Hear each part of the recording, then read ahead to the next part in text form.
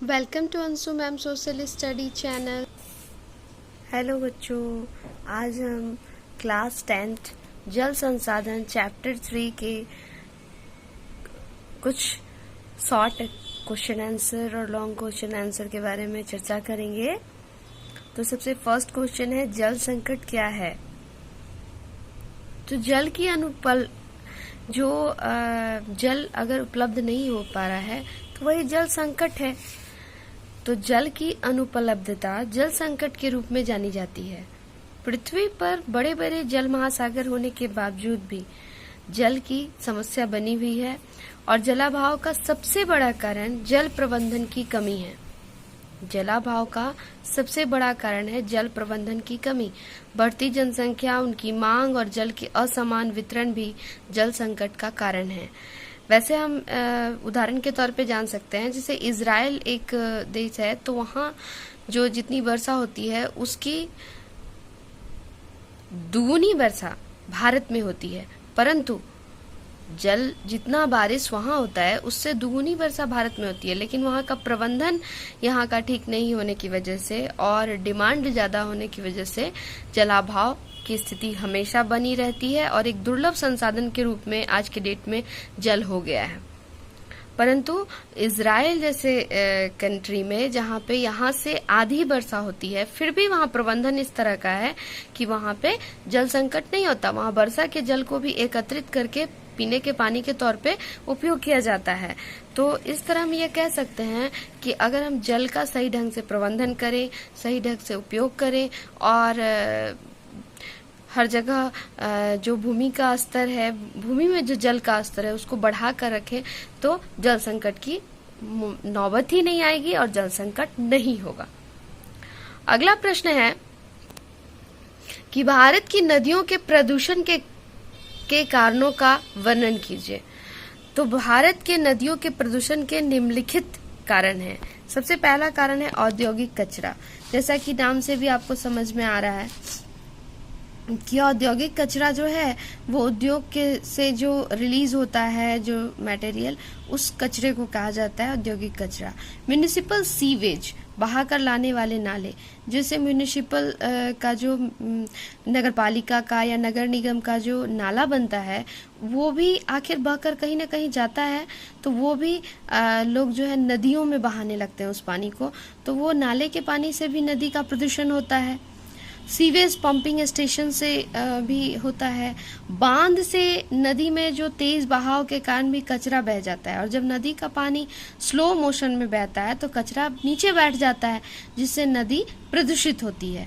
अगला है कि उद्योगों से व्यापारिक कचरा, जो फैक्ट्री है उससे बहुत तरह के जो वेस्ट मटेरियल निकलते हैं उसे भी नदी में बहा दिया जाता है।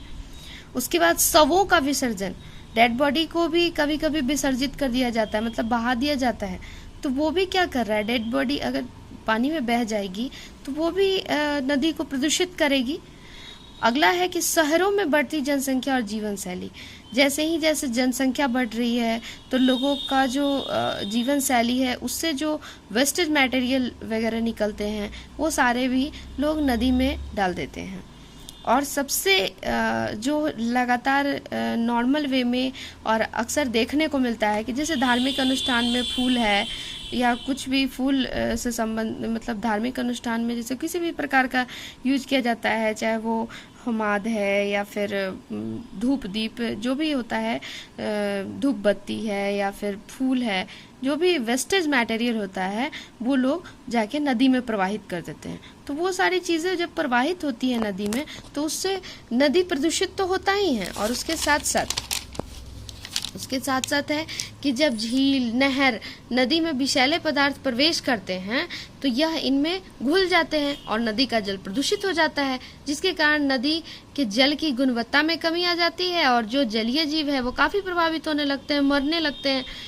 तो जाहिर सी बात है ना कि इन सभी कारणों से नदियों का जल प्रदूषित होता है और इसका पूर्ण रूपेण असर जल की गुणवत्ता के साथ साथ जलीय जीव पर भी पड़ता है। ठीक है, अगला प्रश्न है कि वर्षा जल की मानव जीवन में क्या भूमिका है और इसके संग्रहण और पुनः चक्रण की विधियों का उल्लेख करें। तो वर्षा के पानी को बाद में सिंचाई के कामों में इस्तेमाल के लिए गड्ढा खोदकर इकट्ठा करने के को वर्षा जल संग्रहण कहा जाता है। ठीक है, जैसे वर्षा का पानी है तो उसको कहीं पे इकट्ठा कर दिए किसी गड्ढा में, और उसके बाद उसका उपयोग जब सूखा का मौसम आया तो उसमें सिंचाई में उसका उपयोग किए। तो ऐसी जो तरीका है, जो विधि है, उसको वर्षा जल संग्रहण कहा जाता है। इसके लिए वर्षा जल संग्रहण के लिए बहुत सारे तरीके अपनाए गए हैं, परंतु उसमें सबसे जो इम्पोर्टेंट बात है कि वर्षा के जल का भंडारण क्यों किया जाता है। तो इसका उद्देश्य है कि पानी को बेकार बह जाने को कम करना। सबसे पहली बात है, जैसे बारिश होती है तो बारिश में पानी अपने आप छत से टपकने लगता है या छत से बहने लगता है, तो या फिर कहीं भी पानी भारी मात्रा में जमा हो जाता है रास्ते में, तो वो कीचड़ बन जाता है। तो ये सारी चीज़ें जो हैं, इस वजह से वर्षा के जल का भंडारण करना चाहिए, क्योंकि वर्षा के जल के भंडारण से पानी जो बेकार बह जा रहा है उसमें कमी आएगी। मार्ग यानी कि जो रास्ते में जो कीचड़ बनता है उससे लोग बचेगा, और भूमि के जल स्तर को, मतलब भूमि का जो जल स्तर है वो भी बढ़ेगा। जैसे नगरों में क्या होता है कि छत के पानी को भूमि के नीचे जमा कर, जैसे छत का पानी गिर रहा है तो भूमि के नीचे जमा कर और साफ कर उसे टंकियों में भी पहुंचाया जा सकता है। ऐसा हो सकता है, बल्कि लोग करते नहीं है ऐसा। उसके बाद है कि वर्षा जल संग्रहण की विधियां क्या क्या हैं। जैसा कि क्वेश्चन में भी पूछा गया था कि वर्षा जल के संग्रहण और पुनः चक्रण की विधियों का उल्लेख करें। तो वर्षा जल का जो संग्रहण करने का तरीका है वो है कि सतह जल संग्रह सिस्टम, मतलब कि सतह जल, जैसे जमीन में गड्ढा खोदकर और उसमें संग्रह कलेक्शन किया जाए पानी का, तो ये सतह जल संग्रह सिस्टम है। उसका छत प्रणाली, जैसा कि मैंने बताया कि छत से पानी जब गिरता है तो उसको जमा कर टंकी में भी भरा जा सकता है पीने के पानी के लिए। अगला है बांध के तौर पे भी वर्षा के जल को संग्रहित किया जा सकता है। उसके बाद है अगला है भूमिगत टैंक, भूमि के अंदर, जमीन के अंदर टैंक बनाकर उसको इकट्ठा किया जाए। और जल संग्रह जलाशय, जैसे तालाब खोदकर या जलाशय में होता है तालाब, नहर वगैरह, इस तरह से इकट्ठा करके, मतलब गड्ढा खोदकर जल को कलेक्ट किया जाए। ठीक है, तो ये हो गया जल संग्रह जलाशय।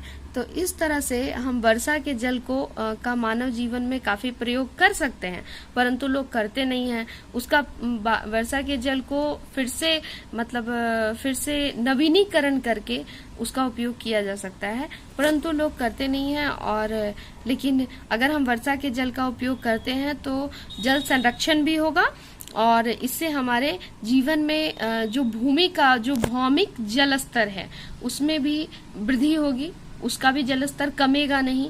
गर्मी के दिनों में जब वर्षा का जल इकट्ठा रहेगा तो लेवल जो है वो काफी डाउन चला जाता है, जिससे हमारे यहाँ नल में पानी नहीं आता है, या फिर मोटर चलाने के बावजूद भी पानी नहीं खींच पाता है नल, तो वैसे जो चापाकल है वो नहीं खींच पाता है। तो वैसी स्थिति में वो सारी सुविधाएं हमें वर्षा जल से मिलेगी। इसलिए, और सबसे इम्पोर्टेंट कि किसानों को सिंचाई में उपयोग होगा, किसानों की, इससे बिजली का भी बचत होगा। वर्षा के जल को इकट्ठा करने से बिजली का भी बचत होगा, काफी बचत होगा, जिससे अब लोग पंप चलाते हैं तो उससे बिजली खपत होता है, और तब पानी निकाल के तब पूरे खेत में पटाया जाता है। अगर हम उसी जल को, वर्षा के जल को अगर इकट्ठा कर लें और तब उसको खेतों में डिलीवर करें तो हमारे खेत में सिंचाई में उपयोग भी होगा, और हमारे कहीं हर तरीके से ह्यूमन लाइफ में उसका उपयोग होगा। इसी क्वेश्चन के साथ, इसी प्रश्न